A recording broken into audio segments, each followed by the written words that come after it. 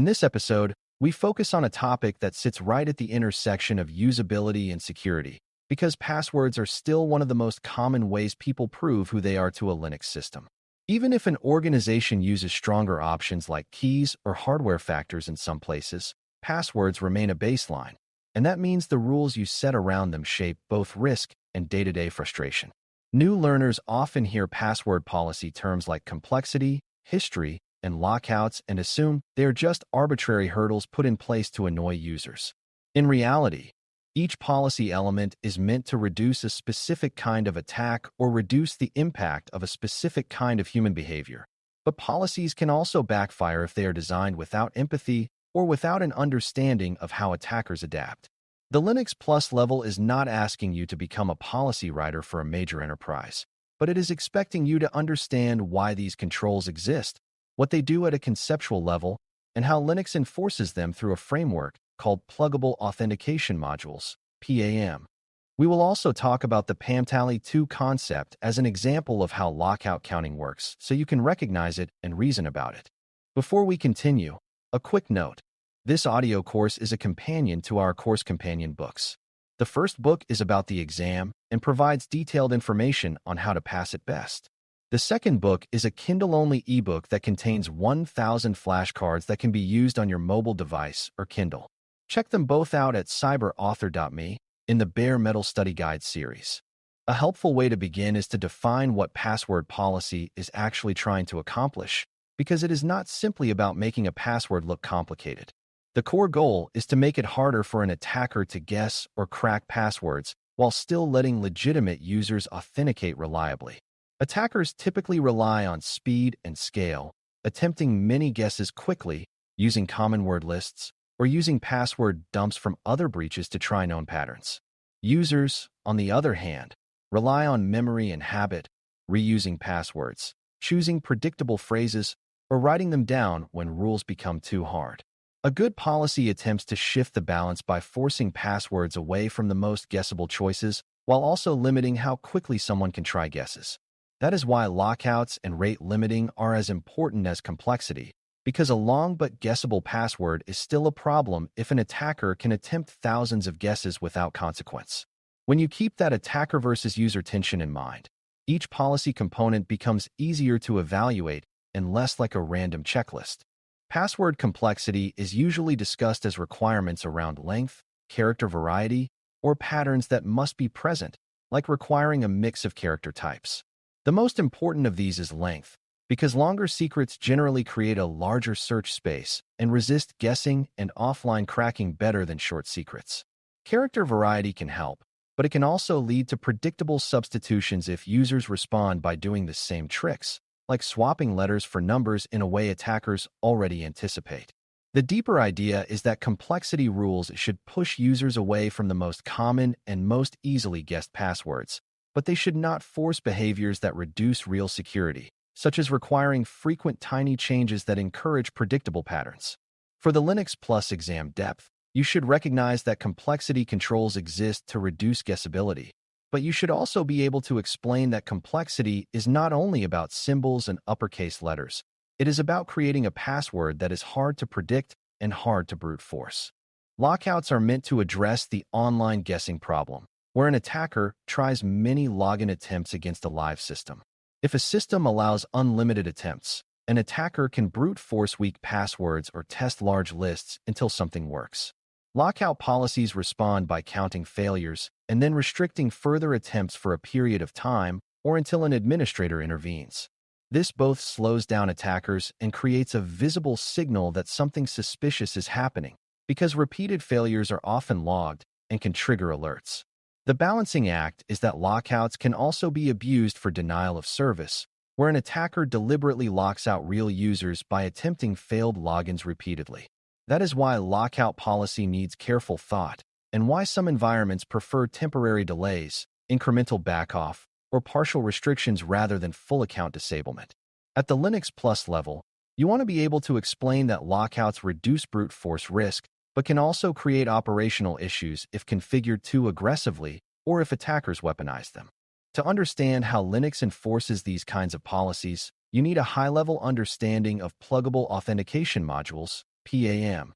PAM is a framework that lets Linux systems define authentication behavior through a stack of modules, where each module can perform a check, enforce a rule, or record an event. This is powerful because different services, like local console login, remote login, or privilege elevation, can each reference a PAM configuration that applies the right rules for that context. It also means password policy is not a single setting buried in one place, but a set of decisions implemented through modular components. The concept of a stack matters because the order of checks and the combination of required and optional modules can change the outcome. Beginners do not need to memorize every module name, but they should recognize that PAM is the mechanism by which complexity checks, history checks, and lockout counting can be applied consistently across the system. When you think in terms of a stack, you can better explain why changing a policy for one service might not affect another service unless it uses the same stack. A useful mental model is to picture authentication as a conversation between the user and the system, mediated by PAM modules. The user presents credentials, the system consults modules that validate those credentials, and then additional modules decide whether access should be granted based on policy conditions. Some modules focus on verifying the password itself, some enforce password quality rules when passwords are set or changed, some handle account restrictions, and some record failures for lockout logic. Because these modules are pluggable, distributions and organizations can choose which ones to use, and that means you may see different module names in different environments even though the policy concepts are similar. This is why the Linux Plus exam focuses on conceptual understanding, because the underlying security idea is stable even if implementations differ. If you can explain what you want a policy to do, you can usually recognize which kind of module is responsible for doing it. That recognition is also the first step in troubleshooting, because it helps you locate whether a problem is a credential issue, a policy enforcement issue, or an account status issue. The PAM-Tally-2 concept fits into the lockout story as a way of counting failed authentication attempts and then enforcing consequences. The key idea is that a system can maintain a tally of failures associated with an account, and when the tally crosses a threshold, access can be denied or restricted. This tally can also be reset under certain conditions, such as a successful login or an administrative reset, depending on the policy design. What matters is not the exact command usage, but the underlying mechanism of tracking failures and making a decision based on that history. In practice, this can help stop brute force attacks because repeated guesses quickly trigger a block, but it can also cause confusion for legitimate users who mistype a password several times. This is where user training and sensible thresholds matter, because you want a policy that stops attackers without punishing normal human mistakes too harshly.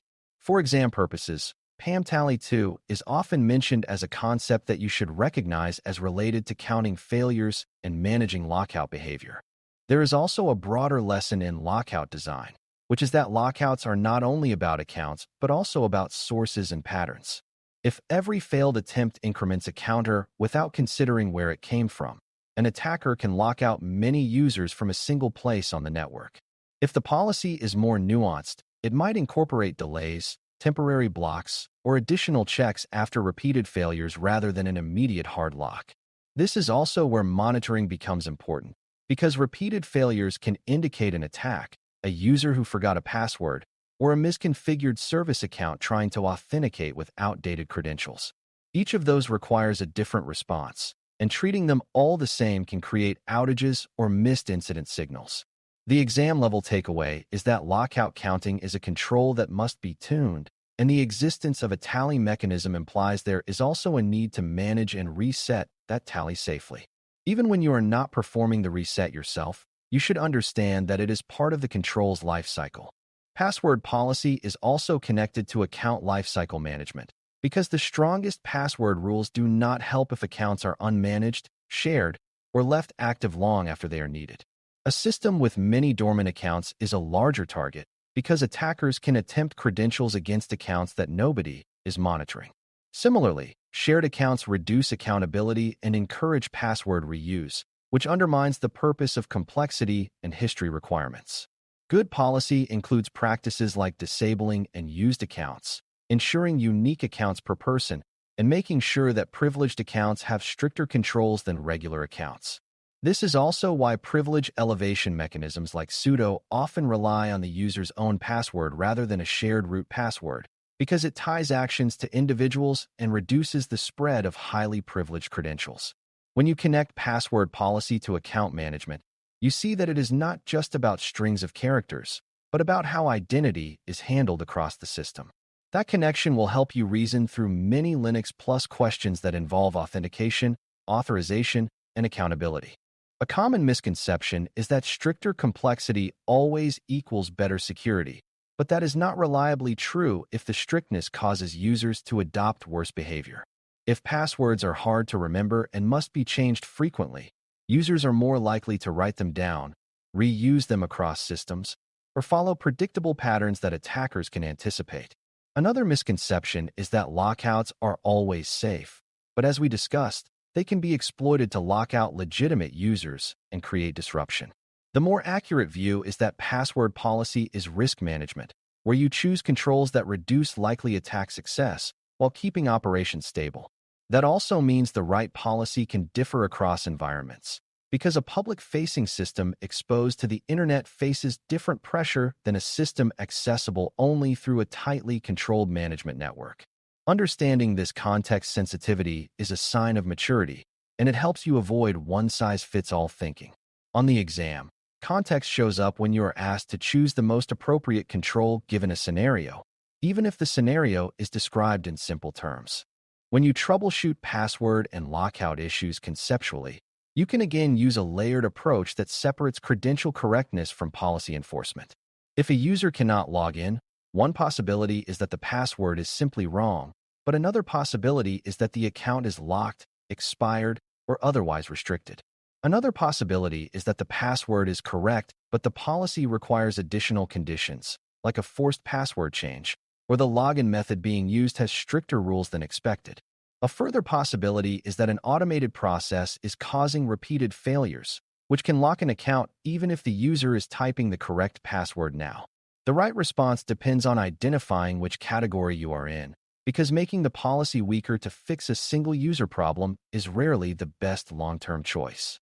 Instead, you want to restore legitimate access while preserving the security intent, which often means addressing the underlying cause of failures and adjusting thresholds or monitoring rather than removing the lockout control. This mindset aligns with the broader Linux security theme that controls should be understood, not bypassed. By pulling these ideas together, you can see password complexity, history, and lockouts as three related levers that defend against guessing, reuse, and brute force attempts, while PAM provides the flexible enforcement framework that makes those levers work consistently across services. Complexity is meant to improve the strength of passwords, with length being a particularly important contributor to real resistance. History is meant to prevent easy reuse and predictable rotation patterns that attackers can exploit. Lockouts and failure counting, including the PAM-Tally2 concept, are meant to slow down and deter online attack attempts, while also generating useful signals for monitoring and response. The crucial lesson is that these controls must be balanced, because overly aggressive rules can drive users into risky workarounds and can create denial of service opportunities. When you understand the intent and the mechanism at this level, you are well prepared for Linux Plus questions that test both definitions and reasoning, and you also gain a practical way to think about authentication policy as part of a larger security system rather than a collection of annoying rules. Thanks for listening. For more audio courses, daily newsletters, and more, please visit baremetalcyber.com.